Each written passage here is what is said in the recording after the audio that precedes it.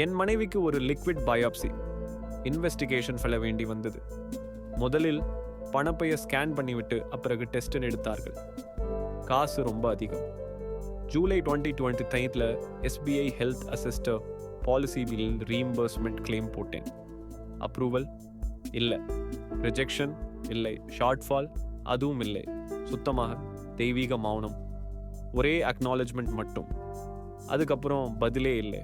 பூட்ட கேஸுன்னு நினச்சேன். 45 நாள் தியான சமாதியில் இருந்த பின்பு விடமானத்தில் இல்லாமல் ஆகஸ்ட் மாதம் ஃபாலோ அப் பண்ணினேன்.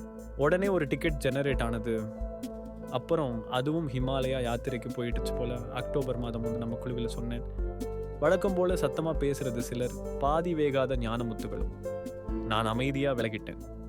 லைஃப் சர்டிஃபிகேட் கூட இவர்களுக்கு எவரெஸ்ட் ஏறும் எக்ஸ்பெடிஷன். அரைத்த மாவியை அரைக்கும் வகை. அதே நாள் திரு டிபி சந்திரசேகர் சார் கிட்டே இருந்து ஒரு வாட்ஸ்அப் மெசேஜ். காய்ச்சினார். ஏன் முன்னாடியே சொல்லலை, விவரங்களை கொடுங்க, நான் பார்க்குறேன்.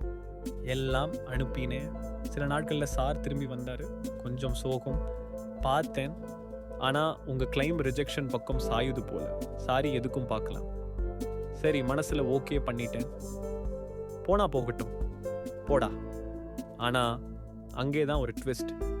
25 அக்டோபர் 25 அவுட் ஆஃப் சிலபஸ் மாதிரி ஒரு ஷார்ட் ஃபால் குவேரி விடால் கிட்டே இருந்து. டாக்டரின் ஜஸ்டிஃபிகேஷன் கொடுங்கன்னு உடனே மூச்சு இறைக்க ஓடி போய் வாங்கி கொடுத்தேன். இன்னைக்கு 4th நவம்பர் 2025 முழு கிளைமும் அப்ரூவ் ஆகி செட்டில். எனக்கு விடால் டிபியில் யாரும் தெரியாது. எஸ்பிஐ ஜெனரல் இன்சூரன்ஸ்லையும் யாரும் தெரியாது.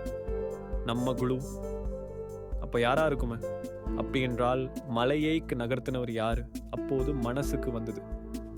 அமைதியாக எல்லாம் பார்த்து கொண்டு இருப்பவர், தலையில சந்திரனை தூக்கி வைத்து கொண்டிருப்பார்.